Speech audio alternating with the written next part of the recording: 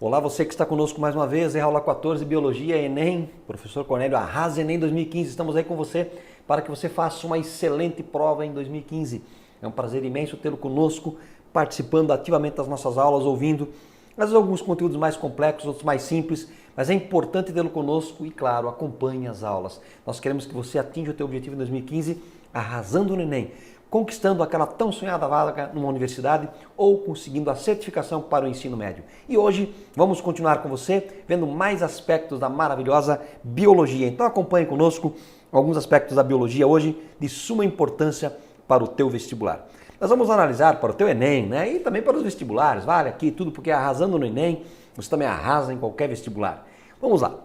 Aula 14, hoje nós vamos começar com um aspecto relevante. Falamos de fisiologia na aula 13, falei de aparelho reprodutor, falamos de ciclo menstrual, falamos na aula 12 sobre a parte endócrina, falamos de sistema nervoso e vários outros aspectos. Agora, nós vamos falar de um outro conteúdo muito significativo para o Enem, que é o quê? Genética. Alguns de vocês devem estar pensando, pô, tenho pavor de genética. Muitas vezes, as pessoas têm pavor de genética porque acham que genética é só cálculo e esquecem que a matemática na genética ela vai entrar como um mero cálculo, uma mera ferramenta para fazer um cálculo. Ela é de suma importância, não tenha dúvida, matemática é de suma importância. No entanto, o mais importante é saber que você usa ela como uma ferramenta. Você tem que entender os conceitos implícitos em genética. Isso é muito importante. Então a gente vai trabalhar com esses conceitos. Na verdade, quando falamos em genética, não tem como deixar de falar em Mendel. Discutimos um pouquinho sobre Mendel. Gregor Mendel, que foi esse monge que trabalhou na antiga Tchecoslováquia, República Tcheca, trabalhou no mosteiro, foi professor também de ciências da natureza, trabalhou no mosteiro com ervilhas. E ele fez uma análise bem significativa, muito posteriormente os trabalhos dele foram dados, essas nomenclaturas, esses nomes de leis de Mendel. Não foi ele que propôs primeira lei e segunda lei. Foi uma homenagem a ele. Mas, claro, aquilo que ele pesquisou deu a base toda, isso no século XIX, para a genética moderna, a genética que nós trabalhamos hoje. Alguns padrões importantes, alguns conceitos importantes aqui. Quando falamos em padrões de herança, eu coloquei que a gente vai analisar padrões de herança autossômica. Quando nós analisamos o nosso caso, nós temos o número de cromossomos 2N igual a 46, ou seja, nós temos 46 cromossomos, 23 pares. Tá? Desses 46 cromossomos, nós vamos ter 44 que são autossômicos. Tá? Autossômicos. E vamos ter 2 que são sexuais. 44 autossômicos e 2 sexuais. Então, a maior parte das características nossas são autossômicas e a menor parte são sexuais. Por exemplo, uma herança sexual que nós vamos ver é o daltonismo, a outra é a hemofilia. Mas a maior parte das características que nós analisamos, cor de pele, obesidade, analisamos tipo, forma do corpo, cor de olho, elas são autossômicas. Tá? O que vem a ser a genética em si? Foi o Mendel que definiu esse termo? Não. Na verdade, ele iniciou os estudos, e outros também, pesquisadores que na época talvez até foram desacreditados, mas ele não colocou que genética é uma ciência, não. Isso foi posteriormente colocado.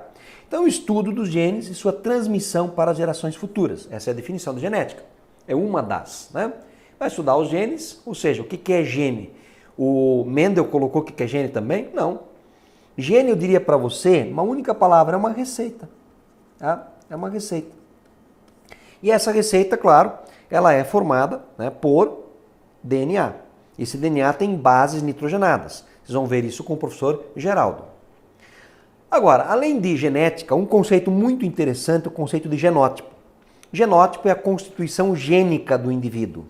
Traduzindo, é a receitazinha que vem representada em letras. Genótipo é aquilo que você não vê.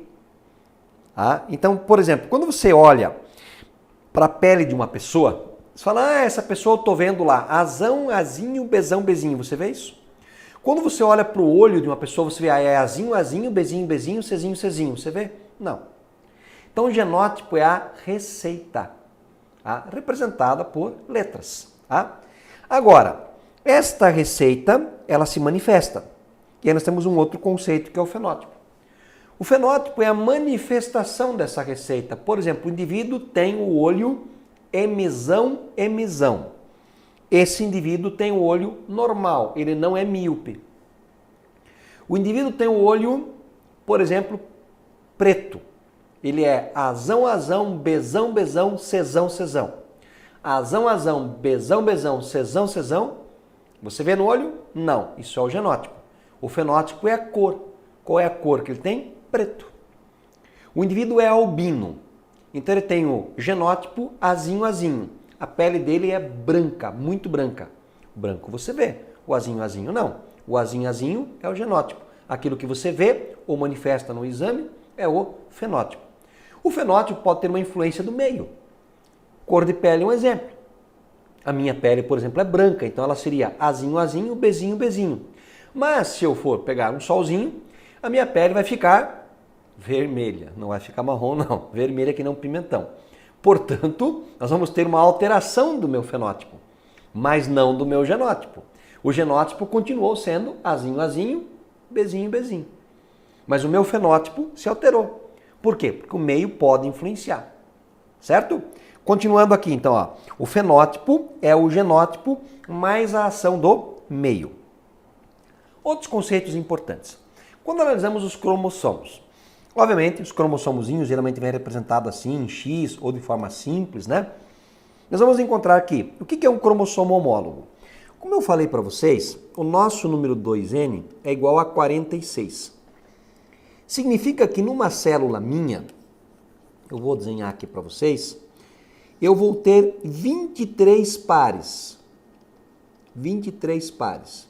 Eu tenho o par 1, o 2, o 3, o 4, até o 23. Então no par 1 tem o que veio do pai e o que veio da mãe. No 2, o que veio do pai e o que veio da mãe. No 3, o que veio do pai e o que veio da mãe. 4, no pai e da mãe. Todos eles carregam a mesma receita. Se o 1 determina a cor de olho, o 1 que veio do pai, o 1 que veio da mãe também determina a cor de olho. Mas pode ser que a cor de olho do pai é clara, da mãe é escura. Mas é cor de olho. Então, quando eu falo em cromossomos homólogos, são cromossomos que fazem parte de um mesmo par e carregam receitas iguais. Há receitas para o mesmo produto. Esse produto pode variar, mas é receita de olho, ou de orelha, ou de boca, ou sei lá do quê. Então, cromossomos homólogos são cromossomos que pertencem ao mesmo par e carregam receitas para, obviamente, definir a mesma característica.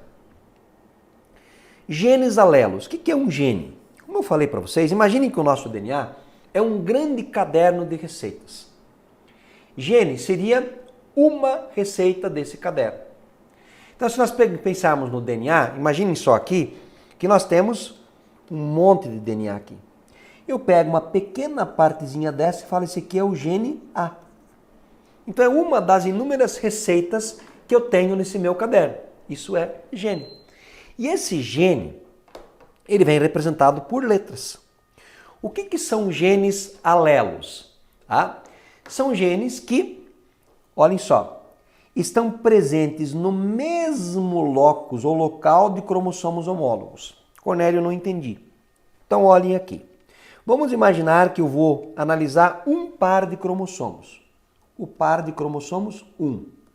Então, vou ter o 1 que veio do pai, um linha que veio da mãe. Eles são iguais.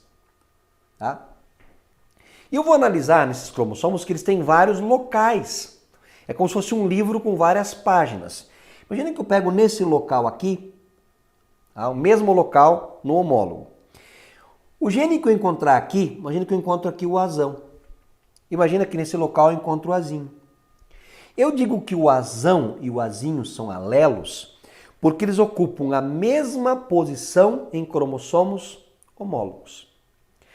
Aí você vai ter aqui, ó, o azão, o bezinho, o cesão, o cesão, cezinho, o azinho. São genes alelos, ok? O que mais? Heterozigoto ou híbrido. Um indivíduo heterozigoto, uma característica heterozigoto, o que é? Também chamada de impura ou mista, né? Etc. São indivíduos que apresentam dois alelos diferentes de um gene. Por exemplo, eu vou analisar a posição 1 e vejo que na posição 1 o pai mandou o azão e a mãe mandou o azinho. Então eu digo que eu, você, somos azão, azinho. Nós somos o quê? Heterozigotos, híbridos. E aí, claro, o que domina se manifesta. O homozigoto puro é o contrário.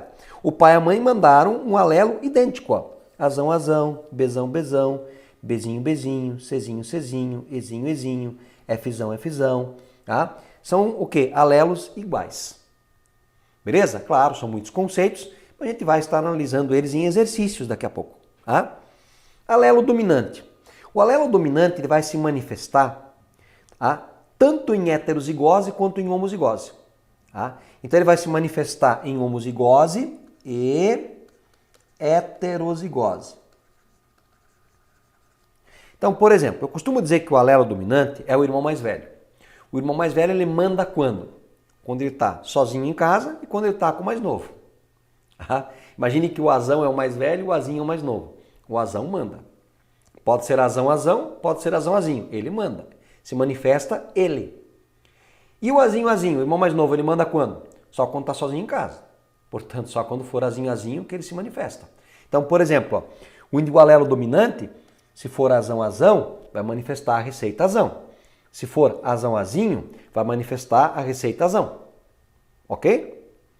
O alelo recessivo, ele só se manifesta em homozigose. Então, só quando for azinho, azinho. Então, o irmão mais novo manda quando ele está sozinho em casa. Ok? Agora, alguns outros conceitos gerais ainda importantes. Genes codominantes. Imagina a seguinte situação. Imagina que eu tenho irmãos mais velhos, gêmeos. Tá? Portanto, se eles são gêmeos, os dois mandam. Então, uma codominância. Nós vamos ver que as duas características vão se manifestar. As duas variações de características. Um indicou que é preto, outro que é branco, mas a característica é cor. O que é que vai acontecer? Um preto com branco. Um branco com manchas pretas, um preto com manchas brancas. Exemplo, tipo sanguíneo. O indivíduo é AB. Ele vai ter hemácias A e hemácias B. Nunca misturado, hemácia AB junto. A e B, os dois se manifestam. Isso é codominante. Tá? Polialelia é quando nós temos mais de dois alelos. Por exemplo, eu falei para você no azão e no azinho, que podem estar nos cromossomos homólogos. Só que às vezes você pega algumas características, você pode ter assim. Ah, eu tenho o azão, eu tenho aqui, vamos colocar o A1, eu tenho aqui o A2, só que eu posso ter também, o A1 pode aparecer aqui um A3, um A4.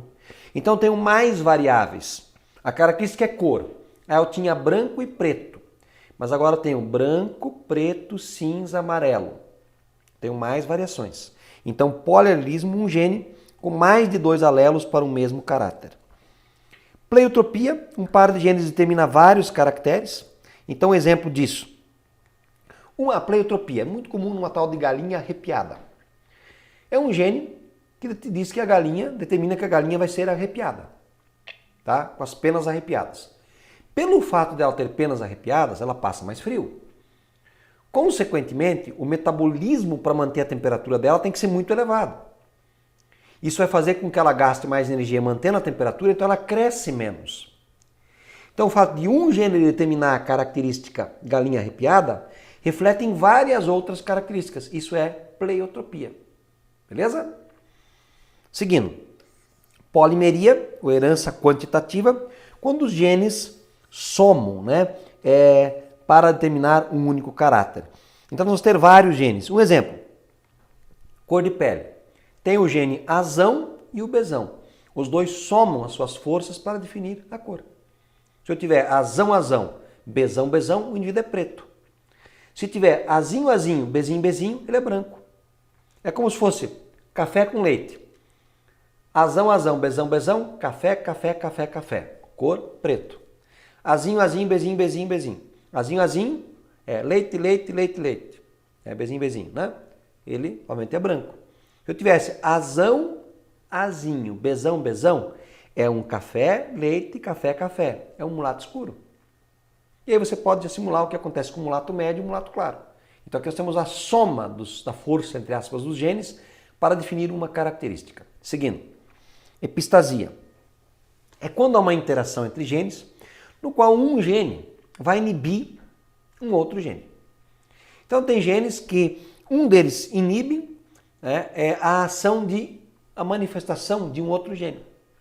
Então vai ver alguns casos como crista de galinha, nós vamos ter a interação aí no caso, vamos ver um caso que vai definir cor de galinhas, né? Não crista, na cor de galinhas existe isso. Tá?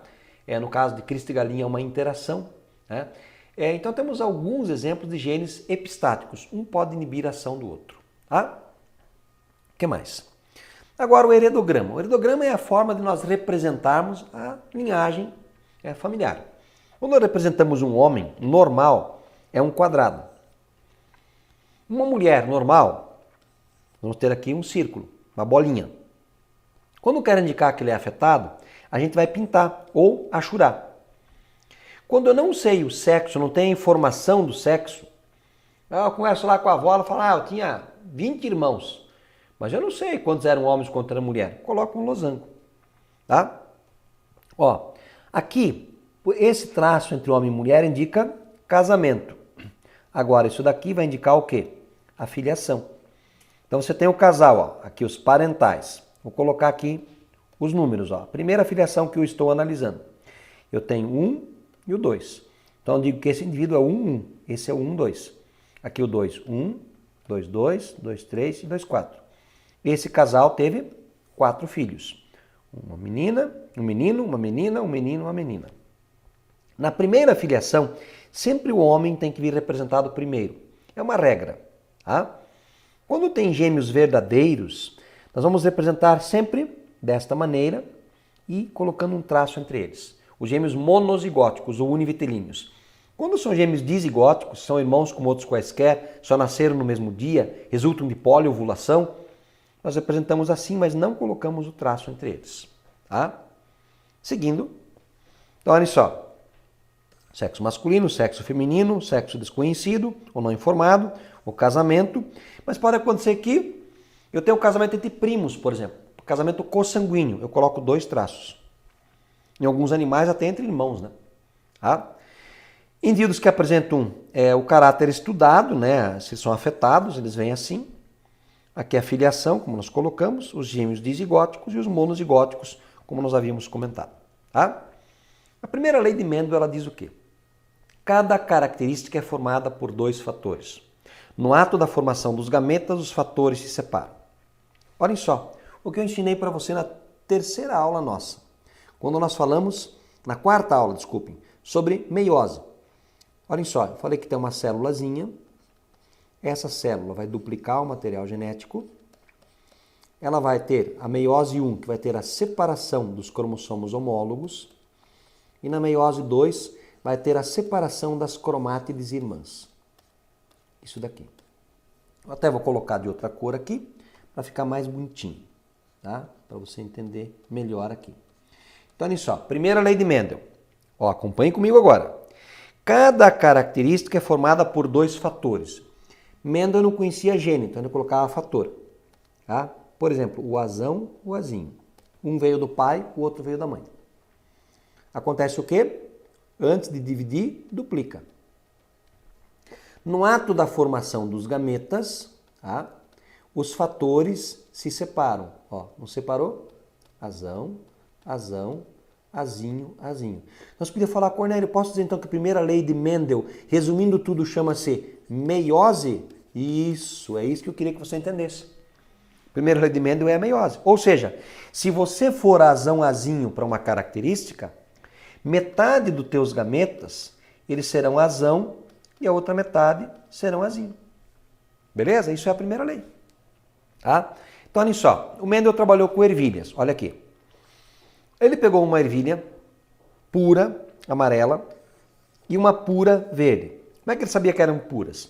Ele plantou amarelo com amarelo, amarelo com amarelo, cruzou amarelo com amarelo, até que nasceu só amarelo. Falou, isso aqui agora é puro. Plantou verde e cruzou com verde, verde com verde, até que nasceu só verde. Aí, falou, isso aqui é puro. Aí ele verificou o quê? Ele cruzou verde com amarelo, que ele considerou puro. O que aconteceu? Tudo nasceu amarelo. Então a geração P, os parentais, e aqui a geração F1. Qual é a conclusão que se chega? Que o amarelo domina o verde. Tá? Aí ele considerou, a letra que a gente usa é a letra do recessivo. Então ele falou que o amarelo era Vzão, Vzão e o verde Vzinho, Vzinho. Todo mundo que nasceu, Vzão, Vzinho. Quem que é o irmão mais velho? O Vzão. Ele manda quando? Quando tá sozinho em casa, quando tá com o mais novo. Gerou a geração F1. Tá? O que mais? Quando ele cruza F1 com F1, ele fez uma autofecundação. Ele pegou um F1 e cruzou com F1. Você pode falar, Cornélio, mas como é que ele cruza sementes? Ele não cruza semente, gente. Ele planta a semente, quando nasce dá a planta, e daí quando tem a flor ele troca os grãos de pólen. Tá? Observem que ele cruzou amarelo com amarelo, e nasceu amarelo, e o verde ele apareceu na F2. Por quê? Vzão, Vzinho com Vzão, Vzinho nasce Vzão, Vzão, Vzão, Vzinho, Vzão, Vzinho, e pode nascer um quarto de possibilidade, Vzinho, Vzinho. Vamos analisar agora essa geração F2, vamos colocar a proporção fenotípica e a proporção genotípica. Quantos genótipos diferentes eu tenho aqui? Proporção genotípica. 1 Vzão, Vzão, 2 Vzão, Vzinho e 1 Vzinho, Vzinho. A minha proporção genotípica é 1 para 2 para 1. Qual que é a fenotípica? Quantas coisas diferentes eu vejo? 3 amarelas para 1 verde. Essa é a proporção fenotípica.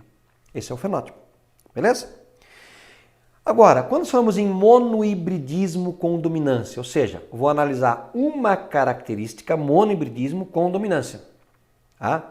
Então vamos ter o quê? É o que nós acabamos de ver. O amarelo domina o verde. Tá? Isso é uma característica. Qual é a característica? Cor. Com dominância. Um alelo domina o outro. Tá? Monohibridismo sem dominância. Um exemplo clássico das flores chamadas maravilha, né? Se cruzou o vermelho com o branco e nasceu o rosa.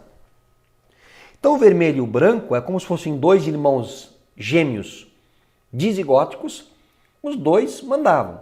A mistura dos dois deu rosa. Vzão, Vzão com Vzão, Bzão nasceu o quê? Rosa. Então aqui não tem dominância. Ausência de dominância. Monohibridismo sem dominância. Tá? E quando cruzou Vzão, Bzão com Vzão, Bzão, nasceu vermelho, nasceu rosa e nasceu branco. Você observa que a proporção fenotípica e genotípica vai ser a mesma. Porque aqui eu vou ter, nesse cruzamento, 1 Vzão, Vzão, 2 Vzão, Bzão e 1 Bzão, Bzão. Ou seja, 1 vermelho, 2 rosa e 1 branco. Tá? Então a proporção fenotípica e genotípica é a mesma. Cruzamento teste também é muito interessante. Vamos imaginar a seguinte situação. Imaginem que eu tenho um indivíduo que vamos imaginar lá da ervilha. A ervilha é amarela. Você sabe que amarelo é dominante. Mas será que ela é amarela Vzão, Vzão ou ela é Vzão, Vzinho? Eu não sei. O que eu faço para saber? Eu cruzo ela com uma verde, que é Vzinho, Vzinho. Se todo mundo que nascer aqui é amarelo, provavelmente ela é Vzão, Vzão. Se nascer amarelo e nascer verde, eu sei que um Vzinho veio desse, mas o outro veio desse. Então ela é Vzão, Vzinho. Então a função é o quê? Descobrir se o indivíduo com fenótipo dominante é homozigoto ou heterozigoto. Então consiste no quê? Cruzar o indivíduo em questão com o indivíduo com fenótipo recessivo. E analisar as proporções fenotípicas dos descendentes. Tá? Obtendo 100% indivíduos dominantes, o testado provavelmente é homozigoto. Obtendo-se 50% dominante e 50% recessivo, então o testado é heterozigoto. Tá? Quando esse cruzamento do recessivo é utilizado para teste, né? O genitor, o parental, você cruza lá o genitor com a filiação, eu tenho um retrocruzamento. Eu pego lá o Vzão, Vzinho e cruzo com o parental Vzinho, Vzinho. Aí é um retrocruzamento. Tá? Que a gente usa em genética também um pouco de estatística, de probabilidade, né? A regra do ou. Por exemplo, qual a probabilidade de eu jogar um dado e cair o número 1 ou 3? Gente, de cair o número 1 vai ser de 1/6. De cair o número 3 é de 1/6 também. Ou cair um ou cair o outro. Então a minha probabilidade ela aumenta. Eu tenho duas possibilidades, as duas eu considero. Quando eu faço a pergunta ou, eu troco essa conjunção por mais. Então a possibilidade é de 2/6. Qual a probabilidade de cair 1, ou 2, ou 3, ou 4, ou 5, ou 6? Qual que é a probabilidade? 1, 100%.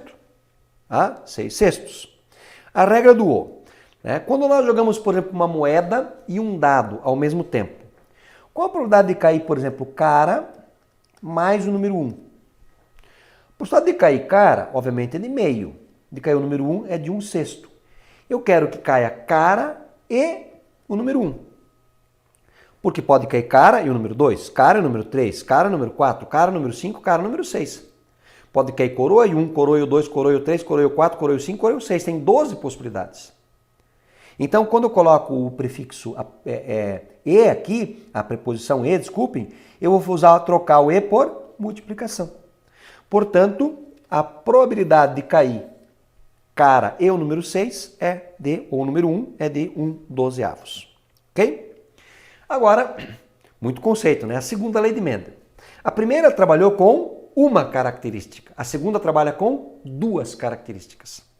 Então, Mendel diz que durante a formação, ele não, posteriormente foi postulado com base nos trabalhos dele, durante a formação dos gametas, na primeira lei dizia que os fatores se separam.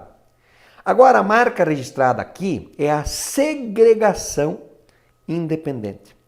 Ou seja, um indivíduo, por exemplo, ele é Azão, Azinho, Bezão, Bezinho. Então, você vai ter aqui uma característica num par de homólogos, a outra característica no outro par de homólogos. Por exemplo, um indivíduo tem olho claro e é homem. Então todo mundo que tem olho claro é homem? Não, quem tem olho claro é mulher. Cor de olho e sexo não tem nada a ver uma coisa com a outra. Por quê? Uma característica está num par de cromossomos, a outra está no outro. É isso que ele diz.